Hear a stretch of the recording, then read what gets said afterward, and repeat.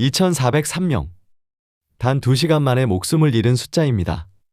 1941년 12월 7일 일요일 아침, 하와이 진주만에서 역사상 가장 충격적인 기습이 벌어졌습니다.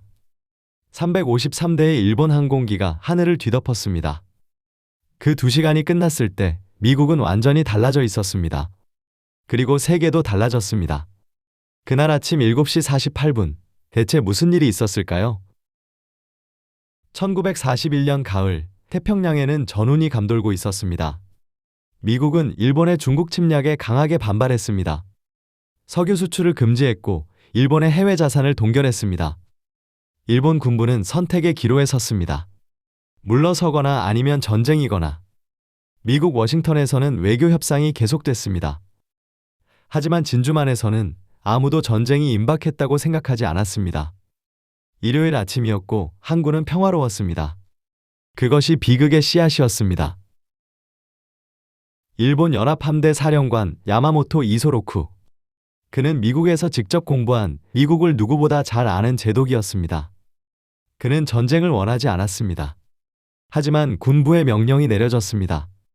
야마모토는 단 하나의 작전을 설계했습니다. 기습으로 태평양 함대를 완전히 괴멸시키는 것. 전쟁이 길어지기 전에 끝내버리는 것. 1941년 11월 26일 6척의 항공모함을 포함한 거대한 함대가 안개 속에서 조용히 항구를 떠났습니다. 목적지는 하와이였습니다. 야마모토는 출항 후 이렇게 말했다고 전해집니다. 잠자는 거인을 깨웠는지도 모르겠소. 하지만 이미 주사위는 던져진 뒤였습니다. 12월 7일 일요일 오전 6시 진주만은 평화로웠습니다. 병사들은 아직 잠들어 있었고 함선들은 항구에 가지런히 정박해 있었습니다. 오전 7시 2분 오아후 섬 북쪽 레이더 기지 2명의 병사가 이상한 점을 발견했습니다. 거대한 항공기 편대가 빠르게 접근 중이었습니다. 50대 이상의 규모였습니다. 그들은 즉시 상관에게 전화를 걸었습니다. 하지만 상관은 대수롭지 않게 여겼습니다. 본토에서 오는 B-17 편대일 거라고 생각했습니다. 걱정하지 말라는 말 한마디. 전화를 끊었습니다. 레이더 화면의 점들은 계속 가까워졌습니다. 남은 시간은 46분이었습니다. 오전 7시 48분 오아후 섬 북쪽 상공 후치다 미스오 중령이 이끄는 1차 공격대 183대가 진주만을 향해 하강을 시작했습니다. 수면 위로 함선들이 선명하게 보였습니다. 전함들이 줄지어 정박해 있었습니다. 항공모함은 보이지 않았습니다. 하지만 기습은 완전히 성공했습니다. 대공포는 아직 침묵 중이었습니다. 경보 사이렌도 울리지 않았습니다. 전투기들은 아무런 저항 없이 목표 상공에 도달했습니다. 작전은 계획대로였습니다. 폭탄이 떨어지기 시작했습니다. 항구 곳곳에서 폭발이 연달아 일었습니다. 미국 병사들은 처음에는 훈련인 줄 알았습니다. 일요일 아침에 갑자기 벌어진 일이었습니다. 하지만 곧 알아챘습니다. 빨간 동그라미, 일본의 국기 문양. 전투기 동체에 선명하게 그려져 있었습니다. 후치다 중령은 무선기를 잡고 외쳤습니다. 돌아! 돌아! 돌아! 기습에 완전히 성공했다는 암호였습니다. 일본 항공모함 아카기의 사령부는 환호했습니다. 그 순간 항구에서는 비상 사이렌이 울렸습니다. 수병들은 잠옷 차림으로 갑판으로 뛰어나왔습니다. 대공포를 향해 달려갔지만 탄약함은 잠겨 있었습니다. 전쟁이 없다고 믿었기 때문입니다. 오전 8시 10분 가장 비극적인 순간이 왔습니다. 전함 USS 애리조나 길이 185m의 거대한 군함이었습니다. 일본 폭격기가 투하한 800kg 철갑탄이 함교 앞 탄약고를 정확히 관통했습니다. 0.3초. 그 짧은 순간 거대한 폭발이 일었습니다. 배 전체가 순식간에 불길에 휩싸였습니다. 1177명이 그 안에 있었습니다. 탈출한 사람은 335명에 불과했습니다.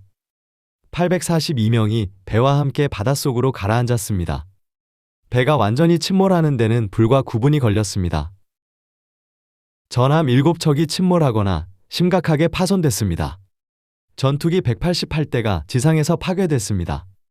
활주로도, 경납고도, 병원도 폭격을 받았습니다. 생존한 병사들은 필사적으로 싸웠습니다. 가용한 모든 무기를 들었습니다. 어떤 병사는 소총으로 전투기를 향해 쐈습니다. 동료를 불길 속에서 직접 끌어냈습니다. 한 생존 수병은 나중에 이렇게 회상했습니다.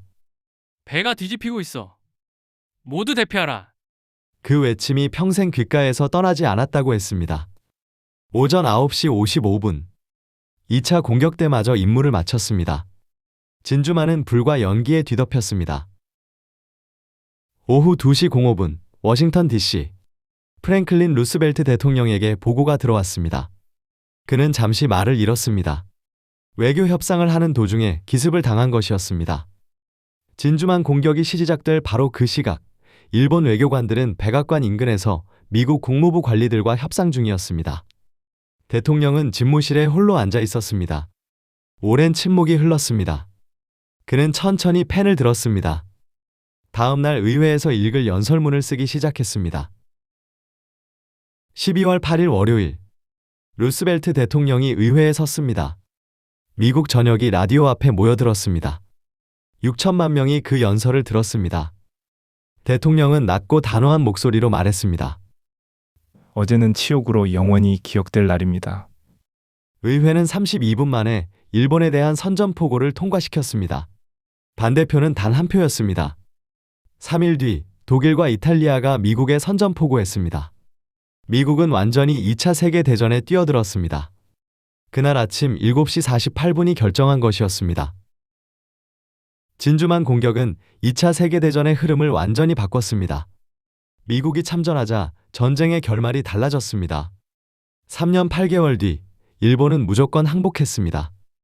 야마모토 이소로쿠는 1943년 전사했습니다. 기습을 성공했지만 그는 가장 중요한 것을 놓쳤습니다. 항공모함이었습니다.